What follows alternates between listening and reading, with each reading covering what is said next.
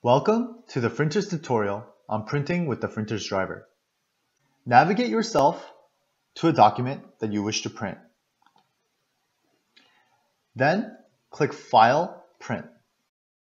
Here, you must select the Freenters driver from your list of available printers. Now once you have selected the Freenters driver, click Print. Shortly after, you will be prompted by a pop-up window to log in to your Freenters account. Type in your credentials and log in to your Freenters account. And now, you should see another window displaying your full name, as well as the number of pages you have left this month, and the max number of pages you can print for this current print job. Select Print. You should receive your document at your printer along with your add pages.